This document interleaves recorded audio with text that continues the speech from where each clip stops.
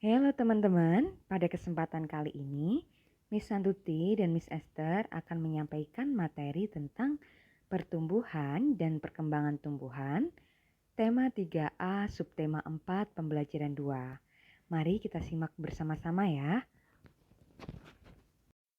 Oke teman-teman, jadi pada pembelajaran 2 ini nanti di bahasa Indonesia kita akan banyak belajar tentang pertumbuhan pohon pepaya. Nah, pasti kalian semua pernah merasakan tuh bagaimana enaknya dari buah pepaya. Pohon pepaya yang ada di lingkungan sekitar rumah kalian itu berasal dari biji pepaya. Jadi, biji pepaya itu yang ditanam di dalam tanah akan melalui beberapa proses hingga akhirnya dapat menjadi pohon pepaya dewasa. Di sini Miss akan menjelaskan untuk prosesnya. Pertama, biji pepaya yang ditanam akan berkembang menjadi kecambah. Saat menjadi kecambah, dari biji pepaya akan tumbuh akar dan tunas daun kecil. Selanjutnya, kecambah tersebut akan menjadi tumbuhan pepaya muda. Daun yang awalnya kecil akan terus tumbuh, semakin besar dan banyak. Akar dan batang tumbuhan pepaya juga akan tumbuh dari kecambah tersebut. Jika terus dirawat dengan baik, tumbuhan pepaya muda tersebut akan berkembang menjadi tumbuhan pepaya dewasa atau pohon pepaya. Kalian bisa melihat di gambar nomor 3 ya. Jadi seiring bertambahnya waktu, nanti pohon pepaya itu akan menghasilkan bunga yang nantinya akan menghasilkan buah pepaya lagi.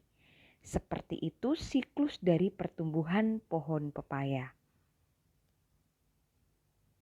Oke teman-teman, jadi setelah Miss tadi sampaikan tentang bagaimana pertumbuhan dari pohon pepaya, sekarang ada penugasan untuk kalian semuanya. Coba dibuka di buku paket tematik kalian halaman 105. Nah, di situ ada 2 buah gambar. Gambar pertama tunas bambu dan gambar kedua yaitu bambu dewasa. Petunjuknya, kalian disuruh menuliskan proses perkembangan tumbuhan pada gambar di atas menggunakan bahasamu sendiri. Gunakan kata-kata di atas dalam tulisanmu. Jadi kalian nanti disuruh membuat cerita tentang bagaimana proses pertumbuhan dari pohon bambu yang berawal dari tunas bambu, kemudian menjadi bambu muda, kemudian berubah menjadi bambu dewasa, dan akan menghasilkan tunas bambu kembali. Nanti coba kalian susun menjadi sebuah cerita dengan bahasa kalian sendiri.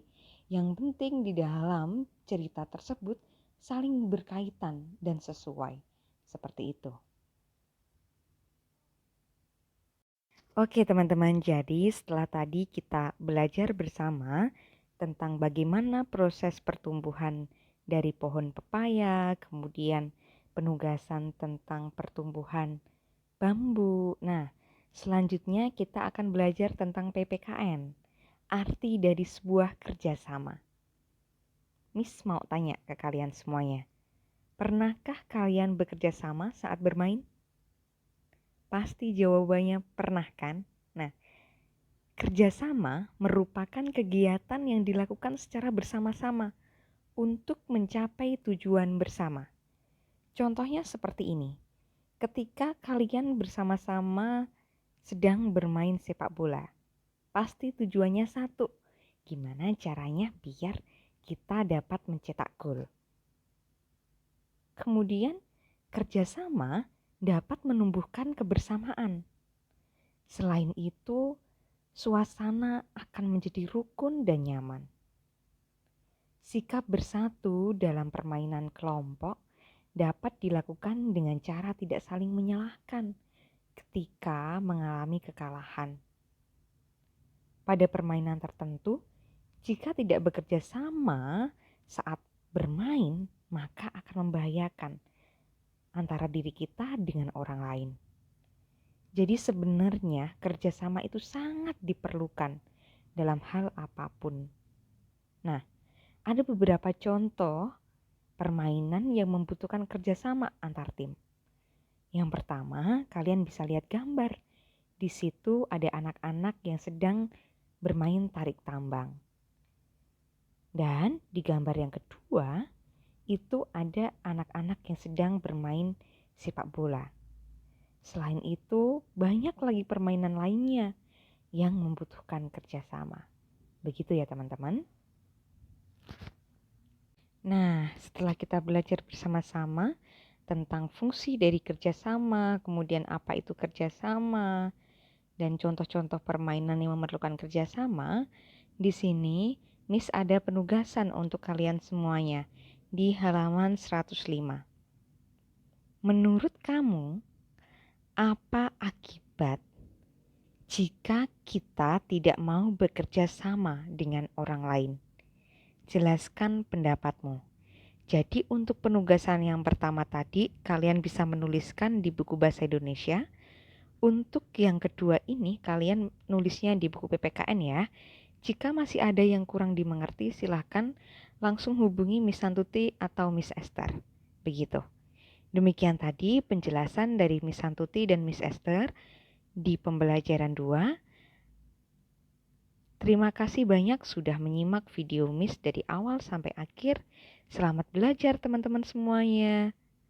Sampai jumpa di pertemuan berikutnya.